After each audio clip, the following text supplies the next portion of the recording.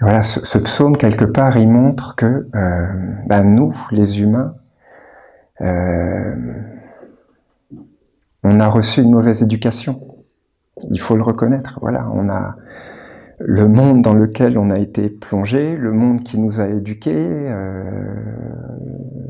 le monde dans lequel on a vécu à travers voilà ces informations-là, cette culture-là.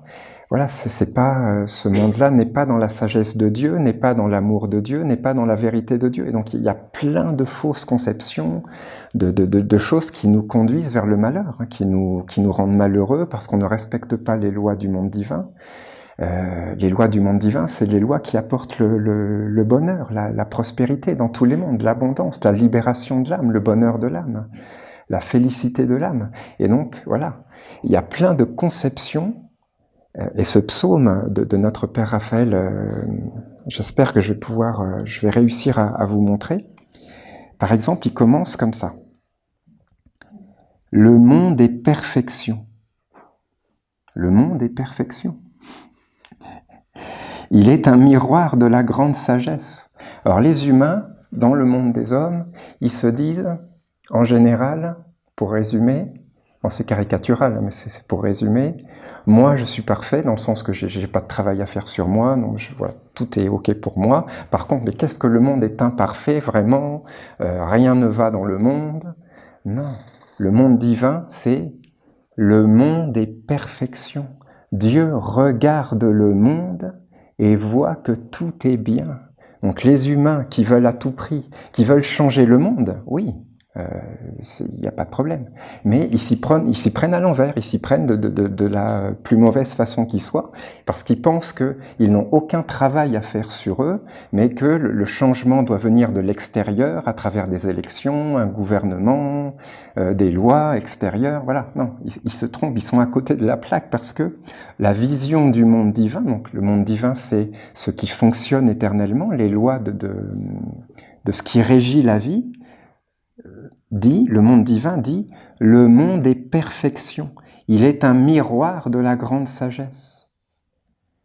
Donc voilà, il faut se mettre devant cette parole.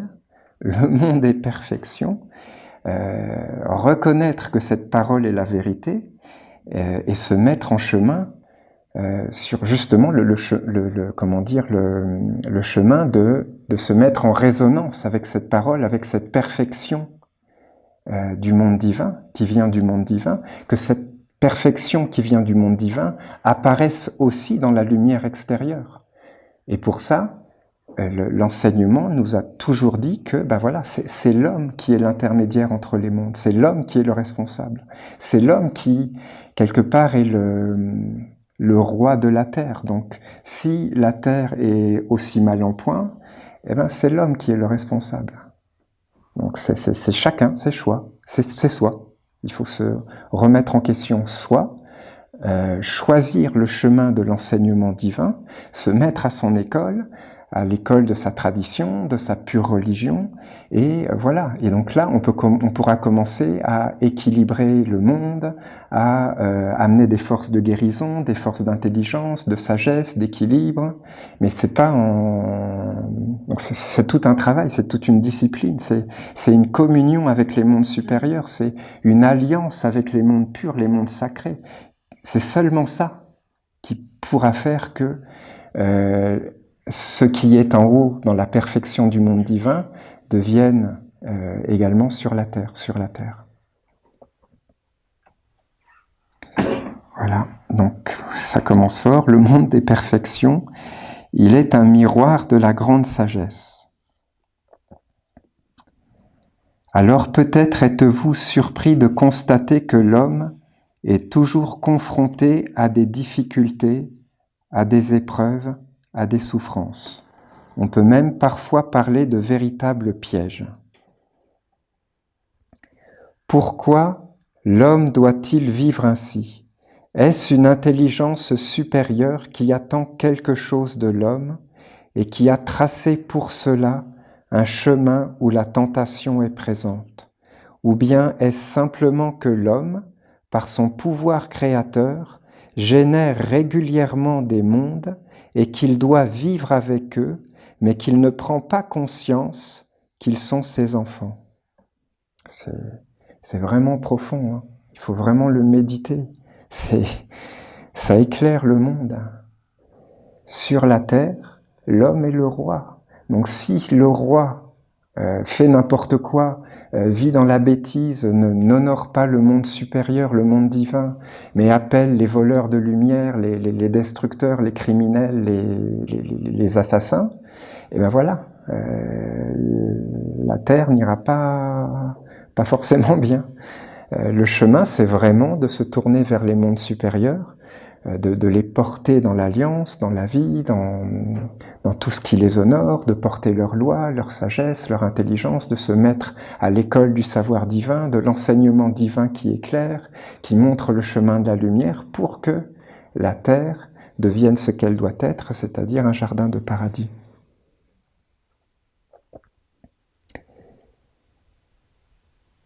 Je n'ai pas forcément voulu lire en intégralité le psaume, hein, parce qu'il est un peu long, donc je vais peut-être sauter quelques passages. Un peu après, l'archange dit « L'humanité est un tout.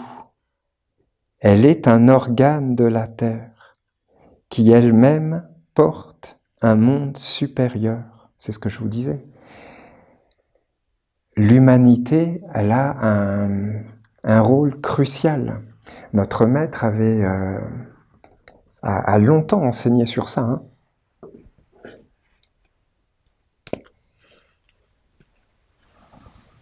À un moment donné, il avait fait ce schéma.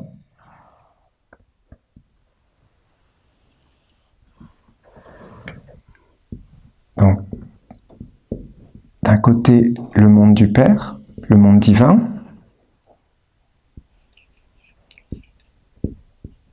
Le monde de la mer, la terre.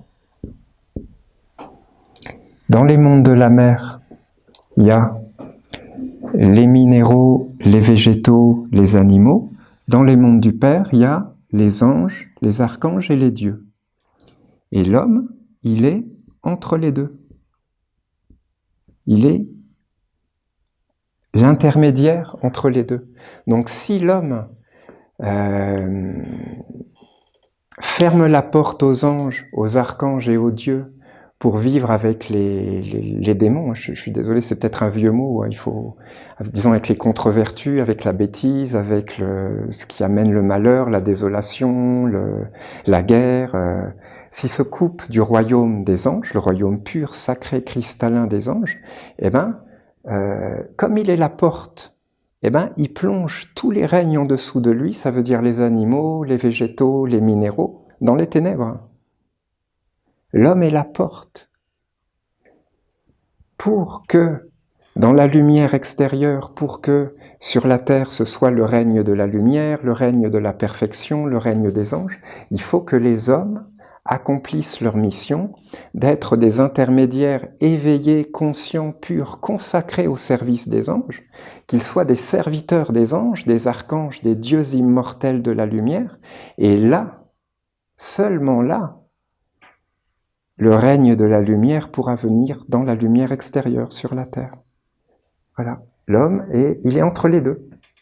C'est une lourde responsabilité. L'homme, dit l'archange Raphaël, l'humanité est un tout, elle est un organe de la terre. Et la fonction de cet organe, c'est justement d'être entre les mondes, entre le ciel et la terre, soit d'ouvrir les portes au monde divin, aux anges, à tout ce qui est pur et sacré, pour que cela coule à travers la vie intérieure de l'homme, ses pensées, ses yeux, ses regards, sa parole, son cœur, ses gestes, ses mains, sa volonté, sa semence, ses genoux, ses chevilles, ses pieds.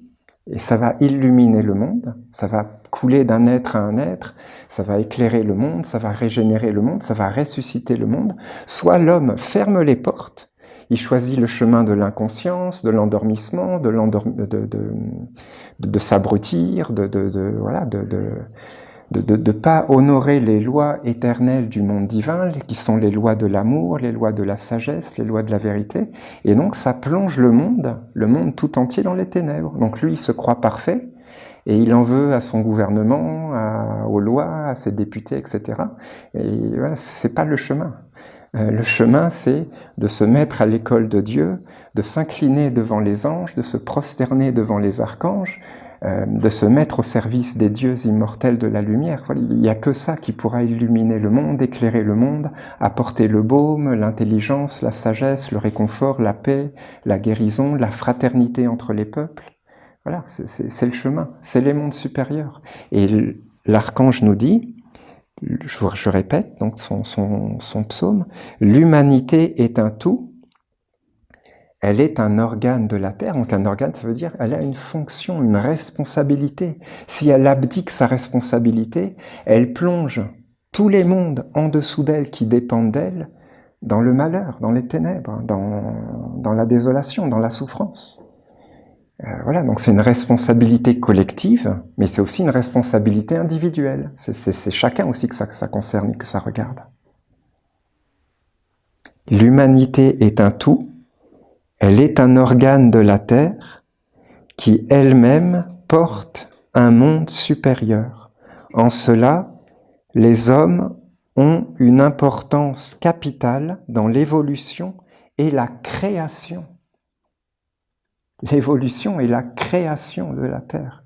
C'est-à-dire que pour l'archange Raphaël, les hommes créent la terre. Les hommes sont les créateurs du futur, de ce que vivent les enfants, les générations futures, mais aussi les animaux. Les hommes sont responsables, ce sont eux les créateurs, ce sont les hommes, c'est l'humanité qui est responsable de ce qu'on fait subir aux animaux, de ce qu'on fait subir aux végétaux, de ce qu'on fait subir aux minéraux, aux esprits de la nature vivante. L'humanité est responsable. Et le rôle des Esséniens, c'est d'essayer de dire à l'humanité, mais non, cherchez pas là où il n'y a rien, vous cherchez là où vous ne pouvez pas résoudre le problème. La solution, elle est dans la communion avec les mondes divins. Il n'y a que le monde divin qui peut tout restaurer dans l'ordre, tout rétablir dans l'harmonie, dans l'équilibre, qui va montrer le chemin de la sagesse, le chemin de la véritable économie, pas une économie fondée sur le gaspillage, sur une exploitation, une mise en esclavage des animaux, des végétaux, des minéraux, un endettement faramineux, je sais pas, c'est faramineux la dette des pays, que ce soit en France ou aux États-Unis ou les pays qui sont soi-disant avancés. La dette, je crois, j'ai lu ça il y a quelque temps, c'est plus de 100% de ce qu'ils appellent le PIB, produit intérieur brut. C'est-à-dire, je crois que c'est la richesse de tout le pays. Donc en fait, les dettes, c'est vous enlevez toute la richesse, par exemple, de tous les États-Unis, eh ben, ils ont encore des dettes. Vous leur enlevez tout, tous les bâtiments, tout ce qu'ils ont. Ils ont encore des dettes. La véritable économie, c'est pas ça. C'est pas une économie fondée sur l'endettement, l'esclavage à travers les générations des enfants ou des animaux ou des végétaux ou des règnes de la nature. Non, c'est la véritable économie, c'est un respect, c'est une intelligence. C'est pas de profaner par les OGM, en dénaturant tout, en dénaturant la nature divine, l'origine divine des végétaux.